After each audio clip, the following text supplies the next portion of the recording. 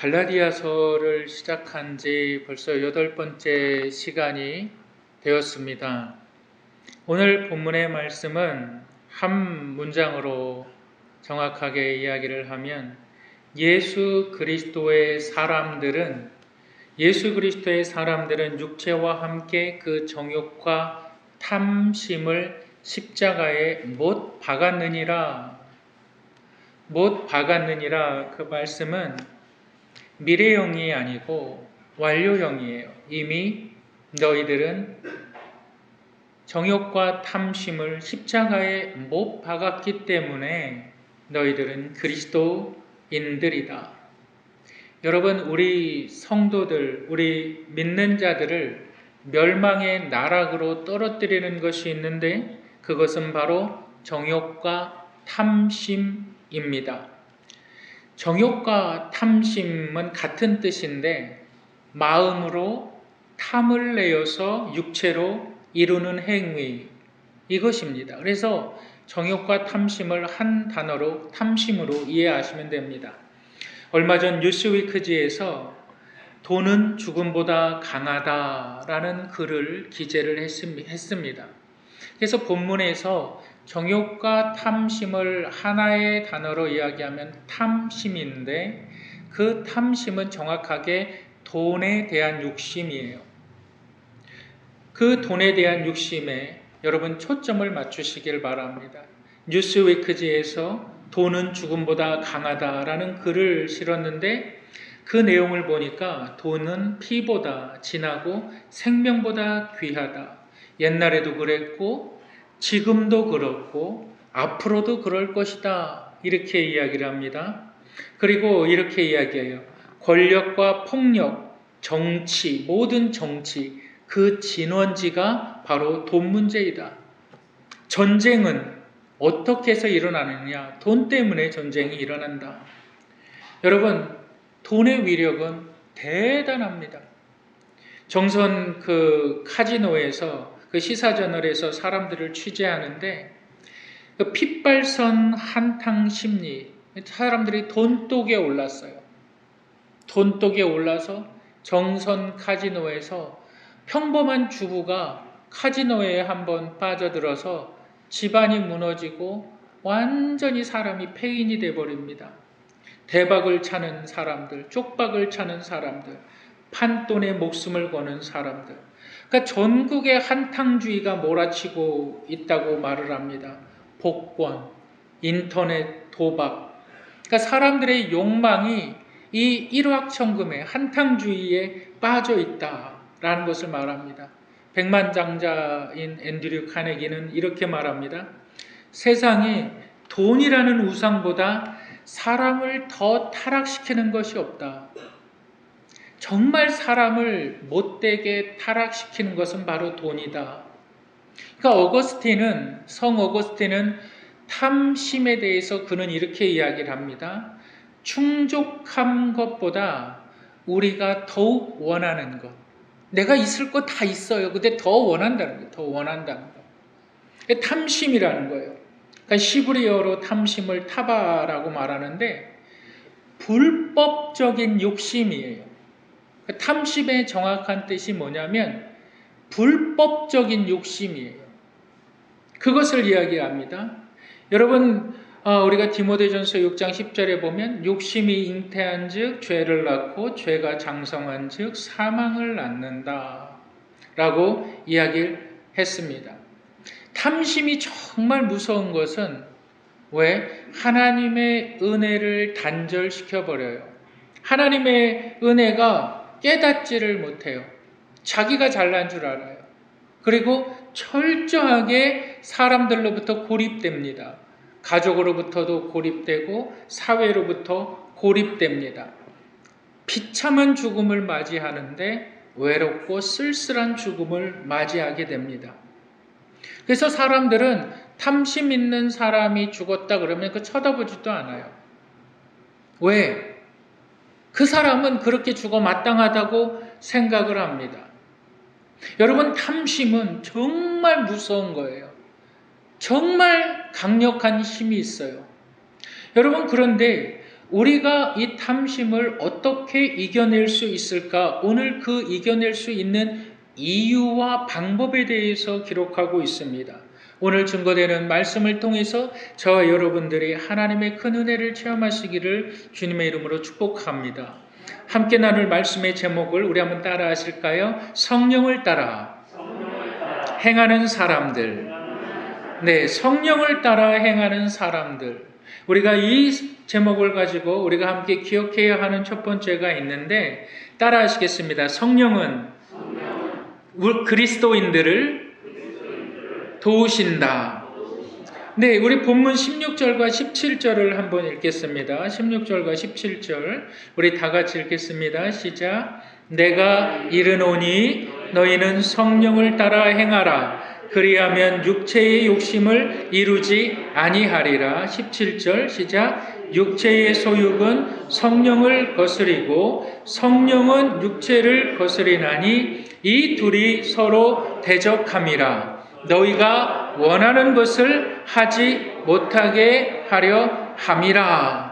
16절에 사도 바울이 이제 갈라디아에 있는 교인들, 오늘날 예수 그리스도를 믿는 사람들을 향해서 성령을 따라 행하라. 근데 정확히 얘기하면 성령을 따라 행하라는 것이 아니라 성령에 의해서 살아라 라는 말이에요. 그러니까 성령의 인도하심 가운데 살아라 라고 말하고 있습니다. 근데 성령의 인도하심을 따라 살아야 되는 이유가 성령의 인도하심을 받고 살아야만 육체의 욕심을 이길 수가 있다라는 거예요. 여러분, 그런데 문제가 있어요. 성령은 보이지 않는 분입니다. 보이지 않는 분을 우리가 어떻게 따라 살 수가 있을까요? 그런데 성령은 보이지 않지만 우리는 성령을 느낄 수 있습니다. 요한복음 3장 8절에 예수님께서 니고데모에게 이제 성령에 대해서 소개하고 있는데 우리 요한복음 3장 8절을 한번 다 같이 읽어보실까요? 다 같이 읽겠습니다. 시작. 바람이 임의로 불매 내가 그 소리를 들어도 어디서 오며 어디로 가는지 알지 못하나니 성령으로 난 사람은 다 이러하니라. 우리는 바람을 눈으로 볼 수가 없습니다. 근데 바람은 존재하고 바람으로 인해서 경험되어지는 것들이 있습니다. 아, 오늘은 바람이 너무 세게 부네. 바람은 눈으로 볼 수 있는 것이 아닙니다. 근데 경험할 수가 있습니다. 성령이 바로 바람과 같다. 이 니고데모에게 이렇게 말씀해주고 있습니다. 그런데 이 성령이 예수 그리스도를 믿는 자들, 그리스도인들을 도우시는데 이제 예수님께서 그 제자들에게 이 성령이 어떤 분이신가를 설명해 주고 있습니다. 우리 요한복음 14장 16절 우리 다 같이 읽겠습니다. 시작.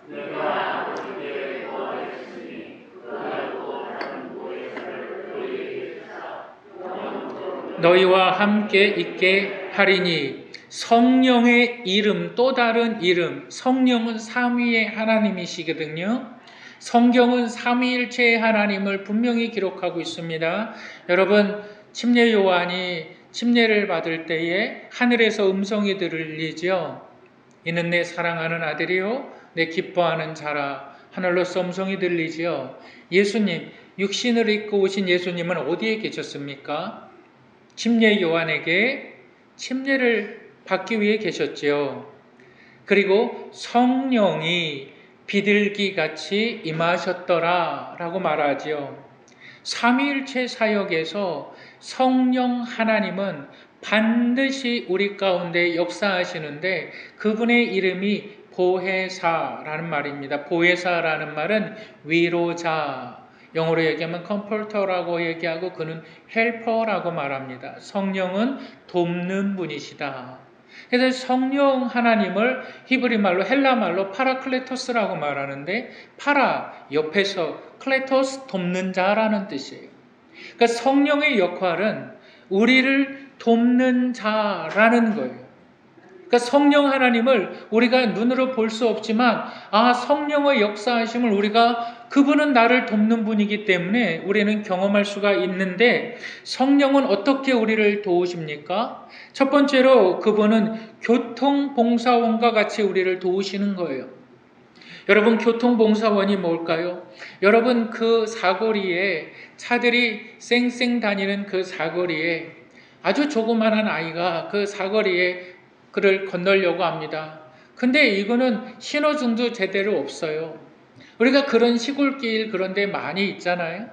신호등이 없어요. 근데 이 조그만한 아이가 이 길을 좀 건너가야 되는데 누구 하나 차를 세워주지 않아요. 안전하게 건너갈 수가 없어요. 그때 아주 제복을 입은 모자를 쓰고 제복을 입은 교통봉사원이라는 이 완장을 찬 사람이 깃발을 들고 딱 옵니다. 그리고 나서 깃발을 딱 내려요. 그럼 어떻게 됩니까? 지나가는 사람들이 다 서게 되는 거예요. 그리고 그 깃발이 내려져 있을 때 그 아이는 천천히 그 길을 건너갑니다. 그리고 나서 그 아이가 길을 다 건너갔다고 생각할 때에 그 교통봉사원이 이 깃발을 딱 올립니다. 여러분 성령께서 믿는 자들을 이 세상 가운데 그렇게 보호하신다는 거예요. 여러분 그것을 한번 우리 데살로니가 후서 2장 7절을 한번 읽어보실까요? 다 같이 읽겠습니다. 시작.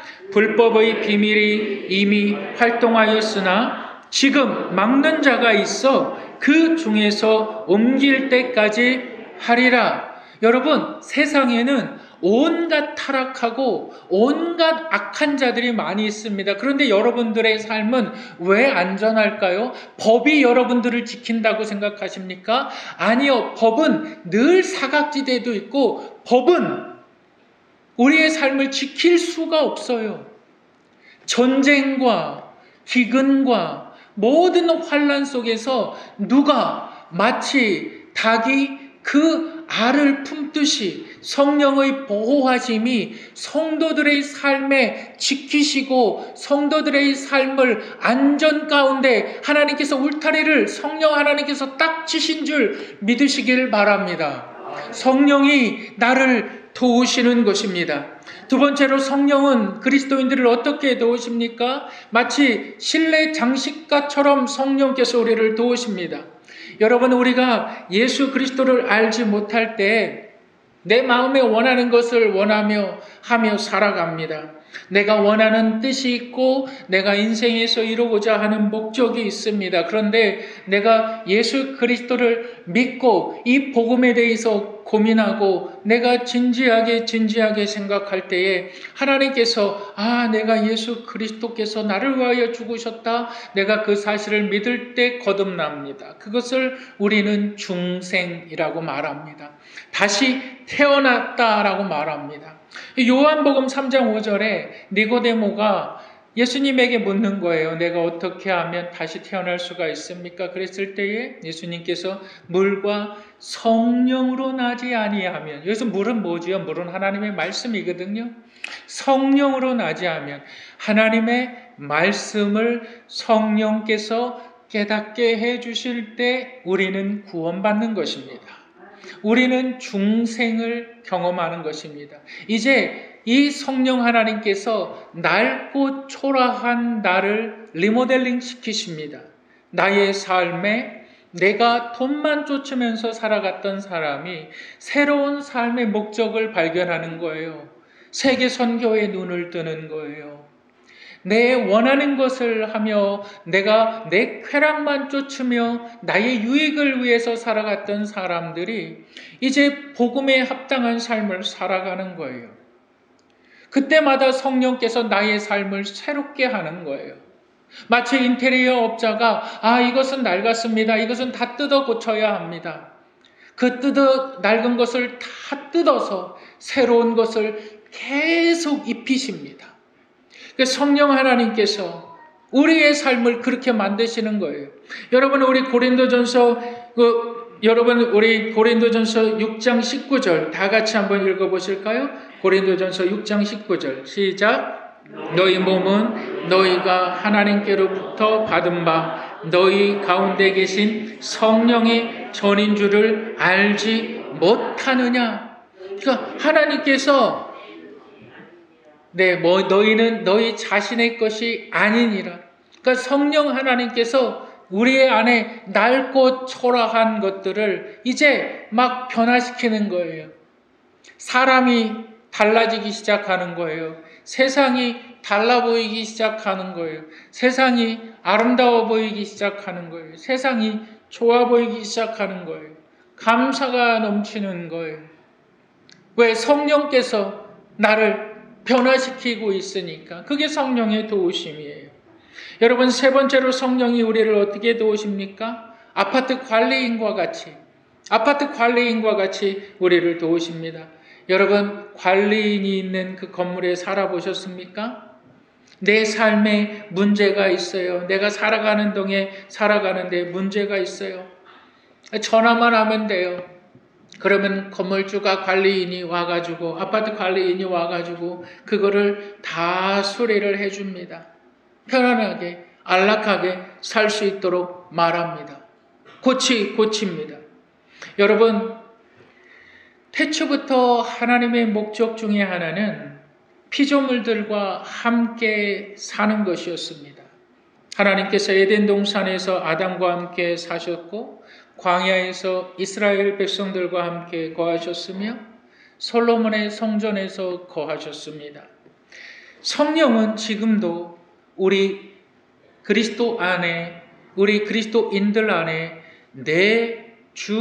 내주하셔서 우리를 도우시는 분이라는 사실을, 우리의 삶을 안락하게 하기 원하신다는 사실을 기억하시기를 주님의 이름으로 축복합니다.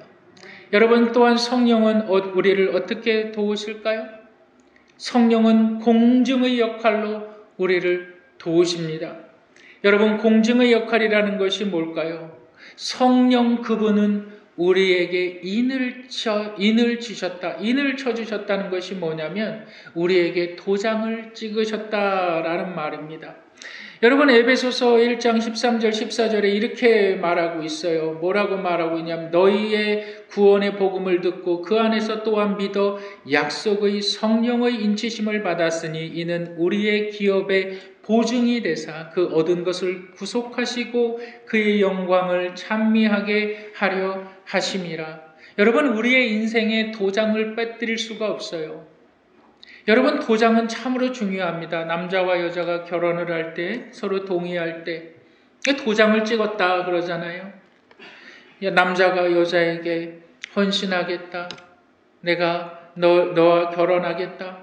이 도장의 의미, 우리가 집을 살 때도 어떤 계약을 할 때도 도장이라는 거, 도장이 찍히면 그건 지켜야 되는 거예요.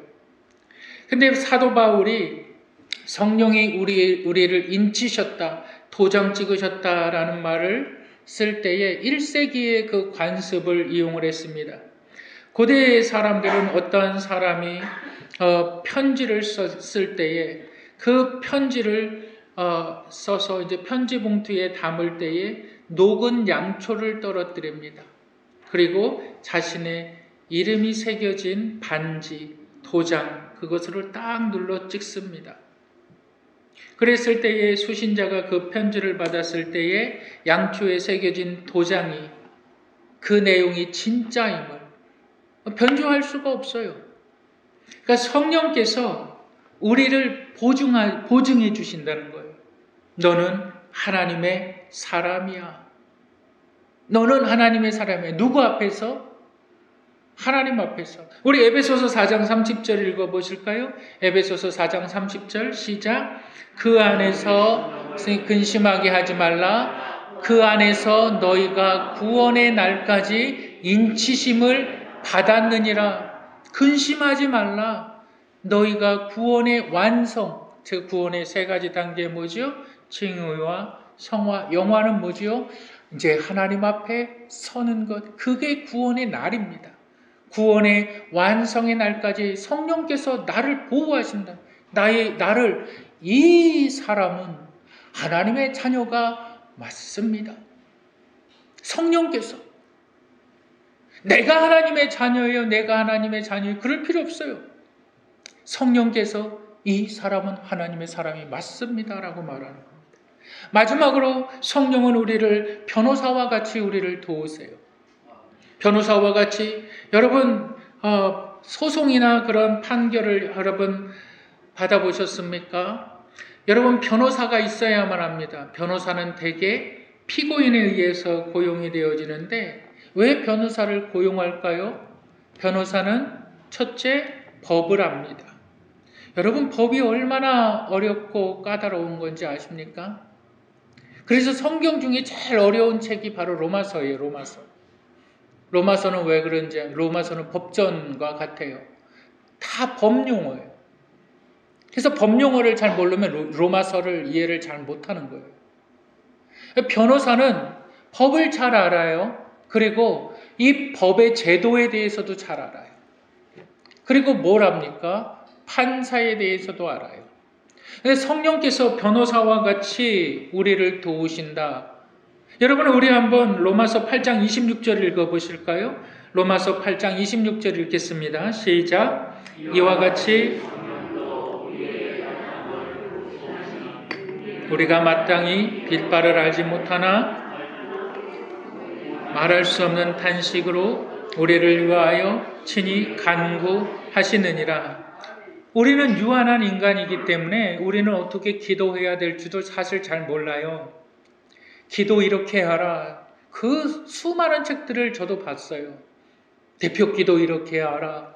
회중 기도 이렇게 하라. 수많은 책, 영적인 기도 이렇게 하라. 수없이 많은 기도 또 실행도 해봤어요. 그런데 정확한 것은 우리는 기도하는 것을 잘 몰라요. 왜? 우리는 유한하기 때문에 무한하신 하나님께 대한 기도를 어떻게 할지 몰라요. 사실입니다. 그런데 성령이 우리를 도우신다는 거예요. 우리가 기도하면 성령 하나님께서 그 기도를 바른 기도가 되게 만드셔서 하나님께 상달한다는 거예요. 그래서 성도는 기회가 있을 때마다 기도하는 것이 참으로 복된 거예요. 성령께서 우리를 하나님 앞에 변호하신다는 거예요. 하나님, 저 성도가 지금은 연약하고 넘어지고 참 실수도 많이 하고 실패도 많이 했지만 그는 인치심을 받은 하나님의 자녀입니다. 하나님 그 기도하는 거 아시잖아요. 하나님 그 기도하는 거 하나님 아시잖아요. 누가? 성령께서 누구를? 우리를 누구에게? 하나님에게 무엇을? 변호하신다. 여러분 이것을 성령은 우리를 도우시는 분이다.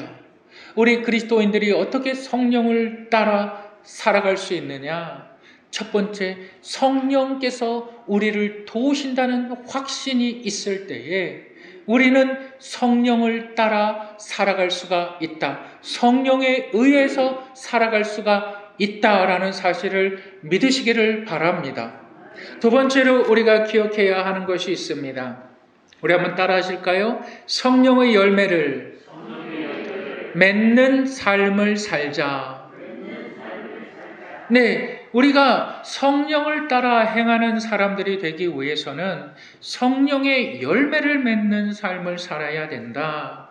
22절, 우리 22절, 23절, 24절까지 다 같이 읽겠습니다. 시작. 오직 성령의 열매는 사랑과 실학과 화평과 오래 참음과 자비와 양성과 충성과 온유와 절제니 이 같은 것을 금지할 법이 없느니라. 그리스도 예수의 사람들은 육체와 함께 그 정욕과 탐심을 십자가에 못 박았느니라. 그 정욕과 탐심을 십자가에 못 박았느니라. 왜? 성령의 열매 맺는 삶이 탐심을 못 받게 한다라는 것입니다. 그렇다면 성령의 열매 맺는 삶이 어떠한 삶인가? 지금 본문은 그것을 구체적으로 이야기하고 있습니다. 한마디로 얘기하면 성령의 열매 맺는 삶은 너의 삶을 통해서 사랑을 실천하라. 이것입니다. 사랑을 실천하라. 내가 사랑을 실천하는 것이 너의 탐심을 못 박는 것이다 라고 말하는 거예요. 나의 의지로 내가 정욕을 부리지 말아야지, 나의 의지로 내가 탐심을 부리지 말아야지가 아니라 내가 그리스도의 이름으로 사랑을 실천할 때 탐심이 없어진다라는 거예요. 탐심은 인간의 타락한 죄의 본성입니다. 탐심이 있는 사람은 세상의 중심은 자기라고 생각해요. 가정의 중심은 자기라고 생각해요. 탐심이 있는 사람은 교회의 중심도 자기라고 생각해요. 교회도 자기 때문에 있는 거예요. 자기 때문에. 그게 탐심이 있는 사람이 절대 공동체라는 것을 생각하지 않습니다. 여러분, 탐심이 있는 사람들, 그 주위에 그 사람들을 이용하기 위해서 사람들이 있을지는 몰라도 탐심 있는 사람들에게는 정말 부족함이 있어요. 그 부족한 것이 뭘까요? 여러분들이 탐심이 있는 사람인가 없는 사람인가 단번에 알 수 있는 것이 있는데 공감 능력이 없습니다. 왜? 공동체를 생각하지 않으니까 공감해 주지를 못해요. 탐심 있는 사람은 아픈 사람을 봐도 아픔에 대해서 공감하지 못해요. 연약한 사람을 봐도 연약한 사람에게 공감하지 못해요. 왜? 죄의 본성이 그를 지배하고 있기 때문입니다. 정말 중요하고 안타까운 것은 뭐냐면 자신이 탐심의 죄의 본성에 물들어 있는 것을 몰라요. 왜 모를까요? 하나님의 은혜를 깨달아야 되는데 하나님의 은혜를 깨닫지 못해요. 자기가 잘나서 당연히 받고 누리는 거라고 생각을 해요. 나는 받을 만한 사람. 그러니까 영어 표현에 deserve it이라는 것이 있어요. 나는 누릴 만한 사람이다. 이거예요. 내가 이렇게 헌신했으니까 나는 누릴 만하다. 나는 이렇게 봉사했으니까 나는 누릴 만하다. 하나님의 은혜에 대한 것을 깨닫지 못하는 거예요. 마치 소돔과 고모라 땅의 멸망을 보고 롯이 어떻게 합니까? 그 환락을 보고 뒤를 돌아보고 소금기둥이 된 것과 같은 똑같은 상황입니다. 그러니까 우리의 힘으로는 탐심을 이길 수가 없습니다. 그거 인정해야 되는 거예요. 나의 힘으로는 탐심을 이길 수가 없어요. 여러분들이 2022년도 어떻게 살아오셨습니까? 여러분 어떠한 사랑을 실천하셨습니까? 탐심을 이기는 것은 사랑을 실천하는 것입니다. 내 주위를 돌려보세요. 경제적으로 어렵고 고통당하는 사람들이 참 많이 있어요. 청년들은 어떨까요? 진로 때문에 고통당하고 힘들어하고 참 너무나 안타까워요. 여러분, 그리스도인들이 사랑을 실천한다는 것은 분명합니다. 내가 물질로 도와야 하고 격려해야 하고 내가 가능하면 내가 도와야 된다는 거예요. 지난 월요일에 그 경험 목회자 친교회가 있었어요. 제가 친구 목사님들과 목회자 친교회를 마치고 교제를 했어요. 그때 한 목사님이 저에게 그렇게 얘기해요. 목사님, 겁나 더워요. 전라도 분이신데 목사님 겁나 더워요. 우리 사진 한번 보여주시겠어요? 아니 그거 말고 네, 사진 한번. 네, 목회자 친교회 때 저 사진으로 제일 작은 목사님이 목포 성서침례교회 오상곤 목사님이시고 제 왼편에 있는 분이 태능교회 박상준 목사님이시고 이제 우리 목사님들이 이렇게 이야기를 해요.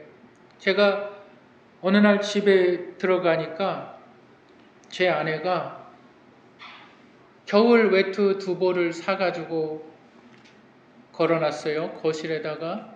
이게 뭐냐 딱 그러니까 제 아내가 그러는 거예요. 목사님 사모님 사정이 너무 딱해서 이 사모님이 목사님 옷을 만들어줘요. 너무 딱해서 자기가 목사님 사모님 옷을 장기 활부로 그걸 끊어서 샀다고. 지금 입고 있는 옷이 그 옷이에요. 그러면서 너무 좋아하는 거예요. 목사님 겁나 뜨셔요. 목사님 겁나 뜨셔요. 그 사모님은 뭐라 그러냐면, 목사님 모자에 털 달린 거 내 평생에 처음 입어봐요. 제가 제 아내한테 그랬습니다. 정말 잘했다. 참 잘했다. 하나님께서 정말 기뻐하실 거다. 여러분, 어려운 형편에 있는 누군가를 도와줄 때에 탐심이 없어지는 거예요. 지난 수요일에도 말씀을 드렸어요. 근데 이제 사진 안 보여주셔도 됩니다. 그리스도인들이 어떻게 하나님의 자녀인가를 스스로 알 수가 있어요. 하나님의 자녀임을 어떻게 알 수 있는가? 지난 수요일에 분명히 말씀을 드렸어요. 여러분, 우리 마태복음 7장 18절부터 20절까지 한번 읽어보실까요? 다 같이 읽겠습니다. 시작. 좋은 나무가 나쁜 열매를 맺을 수 없고 못된 나무가 아름다운 열매를 맺을 수 없느니라. 아름다운 열매를 맺지 아니하는 나무마다 찍혀 불에 던져지느니라. 이러므로 그들의 열매로 그들을 알리라. 여러분, 오늘 참석하신 분들 참 복됩니다. 저는 정말 여러분 이 말씀을 저는 수십 번 읽고 연구하고 고민했는데, 당신 구원받았어? 이렇게 묻는 사람들 참 많이 있어요. 당신 언제 구원받았어? 누구로부터 구원받았어? 몇 날 며칠 구원받았어? 당신에게 구원의 복음을 전해준 사람이 누구야? 당신 구원받지 못했네? 여러분, 수없이 많은 그러한 것들을 제가 경험을 했어요. 내가 구원함을 받았으면 구원의 열매가 있어야 돼. 너를 통해서 몇 명이 구원받았어? 너를 통해서 몇 명이 복음을 들었어? 제가 그런 얘기를 수없이 많이 들었어요. 여러분들 통해서 몇 명이 구원받았습니까? 여러분, 그거는 몰라요. 그거는 절대 모릅니다. 내가 죽어서 나를 통해서 어떤 사람이 구원함을 받을 수가 있습니다. 그런데 우리 주님께서 나의 구원함에 대해서 확실하게 알 수 있는 것을 말씀해 주셨는데, 네가 선한 일을 하느냐, 네가 착한 일을 하느냐. 신학교를 딱 갔어요. 제가 신학교를 딱 갔는데 어떤 형제가 자기는 구원함을 받았고 하나님으로부터 소명을 받았고, 근데 중간에 공부 포기하더라고요. 어떤 목사님이 그래요? 저도 적지 않은 나이거든요. 목사님들의 그 인생들을 봐요. 구원의 열정과 구원의 복음과 오직 구원받았다, 구원받았다, 구원받았다, 그런 목사님들이 타락하는 꽤 많은 목사님들을 봤어요.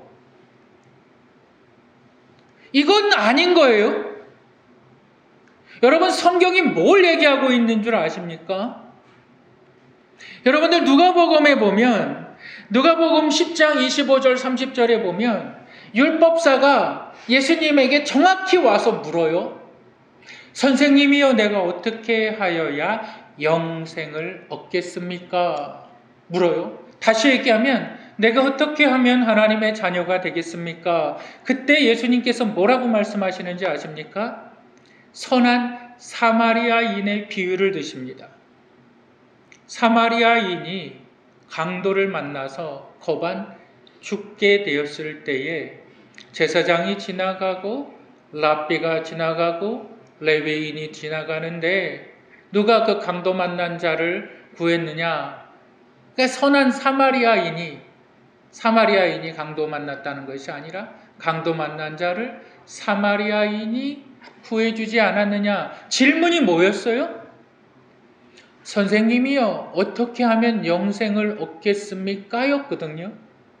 예수님은 누가 너의 이웃이냐? 그걸로 답하시는 거거든요. 영생은 선한 일과 밀접하게 긴밀한 연관이 있다. 여러분 이것을 절대 의심하지 마시길 바랍니다. 내가 하나님 사랑하느냐?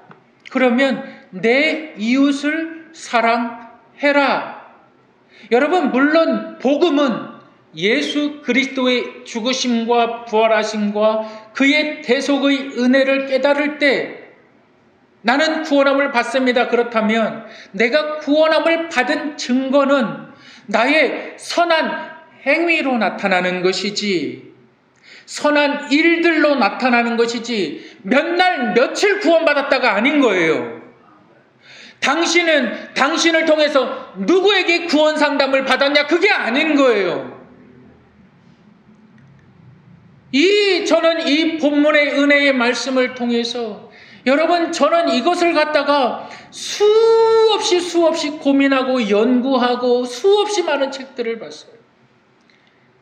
여러분 정말 성경을 똑바로 보시면 네가 정말 하나님의 자녀라 그러면 너를 통해서 반드시 선한 일들이 이루어져야 된다라는 거예요. 그럼 우리는 이렇게 생각할 수가 있어요. 내가 예수 믿지 않아도 선한 일을 하는 사람들, 기부하는 사람들, 불쌍한 사람들, 돈 넘 사람들 참 많이 있지 않습니까? 그럼 그들도 다 구원함을 받았습니까? 그건 아니고. 왜 그건 아닙니까? 예수 그리스도의 복음을 듣고 변화된 사람들이 이제 그 삶의 목적을 이제 성령을 따라 살아가게 될 때에 성령께서 우리를 도우시는데 성령께서 어떻게 도우시느냐? 결국은 선한 일들을 하게 하신다는 거예요. 나를 통해서 연약한 자가 힘을 얻는 거예요. 내가 하기 여러분 선한 일이라는 것은 여러분 정말 착한 일이라는 것은 내 안에서는 엄청난 손해를 보는 거예요. 내가 착한 일을 하기를 원합니까? 선한 일을 하기를 원합니까? 아유, 저 끼니도 제대로 먹지 못하는 저 아이들, 저들을 위해서 내가 적은 돈이나마 내가 얼마를 줄 때 나에게는 손해보는 거지요. 나에게는 손해보는 거지요. 그런데 나에게 그러한 일을 하게끔 하시는 분이 있는 거예요. 성령께서 그것을 하게 하신다는 거예요. 아유, 내가 어렸을 때 참 고아처럼 자랐으니까, 아유, 내가 돈 많이 벌었으니까 여기도 기부하고 저기도 기부하고 나의 명성이나 좀 쌓자, 아니면 나의 선한 일들을 좀 해서 내 자녀들에게 귀감이 되자. 그것이 아니라 성령께서 믿는 자들을 도우신다는 거예요. 무엇을 통해서? 선한 일들로, 세계 선교를 감당하는 사람들로, 지역 선교를 감당하는 사람들로, 국내의 어려운 자들을 위하여서 감당하는 사람들로, 그게 하나님의 자녀됨의 증거라는 거예요. 여러분 이것을 믿으시기를 주님의 이름으로 축복합니다. 지난주 참 감사한 마음이 들었어요. 우리 사진 한번 보여주시겠어요?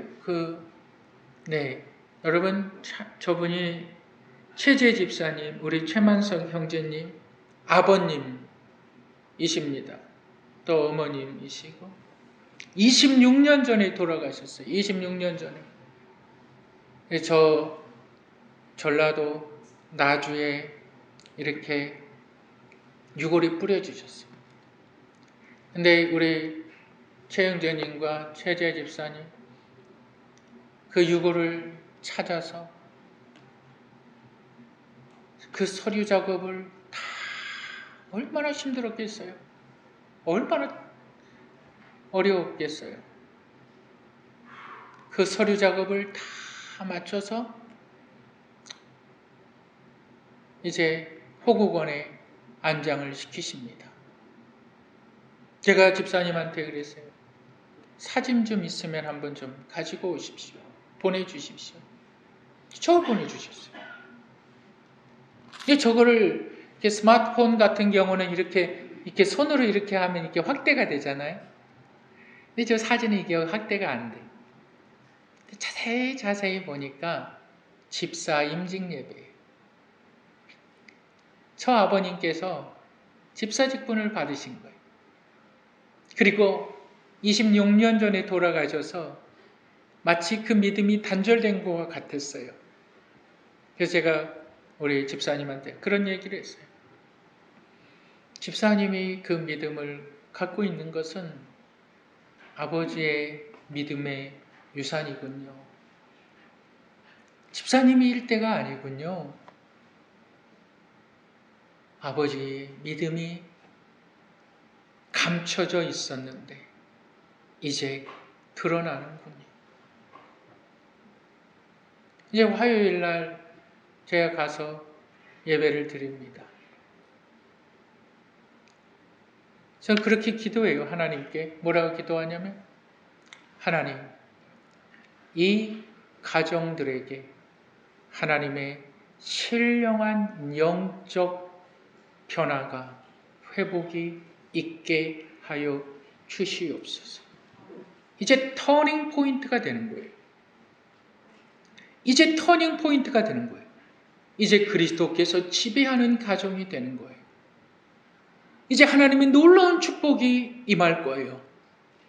저는 그걸 확신합니다. 그런데 그 중심에는 누가 있었느냐? 그 일들을 수고하고 헌신한 사람들이 있었어요. 그것을 사랑이라고 본문은 이야기하는 겁니다. 여러분들이 어떻게 탐심을 이길 수 있을까요? 사랑을 실천할 때. 우리는 탐심을 이길 수 있습니다. 우리가 어떻게 정욕을 이길 수 있을까요?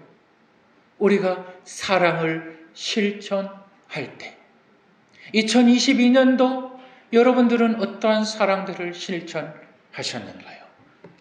2023년도 하나님의 사랑을 풍성히 실천하시는 주의 성도들이 될 때에 우리는 성령을 따라 행하는 사람들이 됩니다. 이 말씀이 저와 여러분들을 지배하고 인도하시기를 주 예수 그리스도의 이름으로 축복합니다. 우리 함께 기도하시겠습니다.